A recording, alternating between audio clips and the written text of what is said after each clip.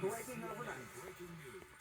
President Trump slapping tariffs on 185 U.S. trading partners, overhauling more than a century of American policy. A dramatic expansion of his trade war sending shockwaves across the globe, and as other nations are threatening to retaliate. The markets around the world already reacting in a downward spiral as we wait for the U.S. markets to open. On top of those stunning new sweeping tariffs, Trump's previously announced 25% tariff on imported automobiles, now in effect. It's all setting the stage for potentially a very ugly day on Wall Street. U.S. stocks are pointing towards a sharply lower open. The S&P 500 futures down more than 3%, a massive decline. Trump's 25% tariffs will now be charged on all imported vehicles, and beginning May 3rd, that will also apply to all imported car parts.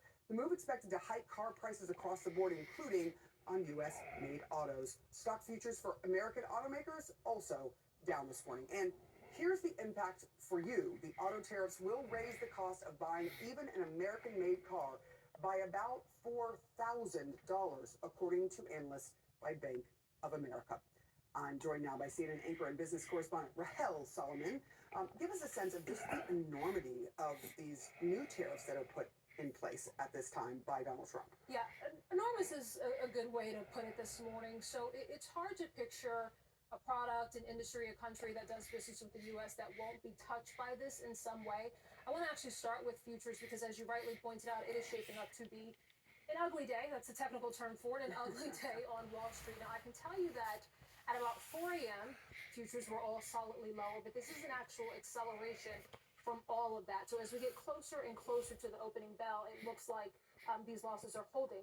Only thing I will say, and an important caveat here, is when we're talking about pre-market trading, volume is thin. So sometimes this can sort of distort what we might actually see in the session that day, but no other way to put it. This is not what you want to wake up and see at all. Now, when we're looking at sort of industries, I can tell you that when it comes to tech, industry analyst Dan Ives, he just put out a note 10 minutes ago. He called these tariffs illogical. He said that they're absurd. Yesterday, he called them baffling.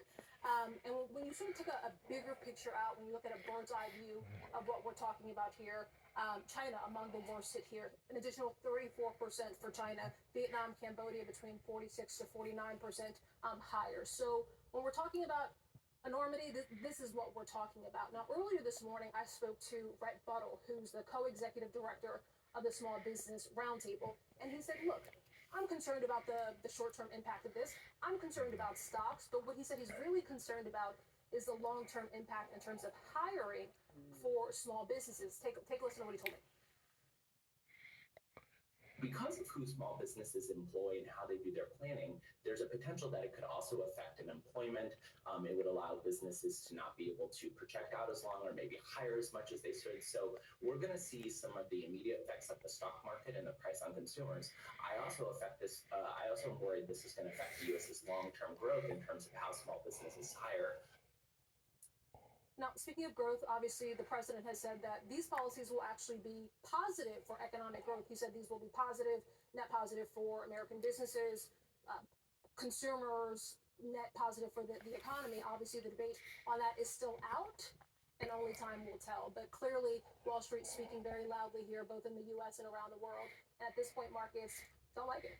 Yeah, clearly don't like it across the world. And we have not even yet heard what the retaliatory tariffs will be, which are being promised even by some of our closest allies like Australia. Yeah. Rahel Solomon, thank you so much for being here on such a busy, busy day in the markets. John? Yeah, we just saw the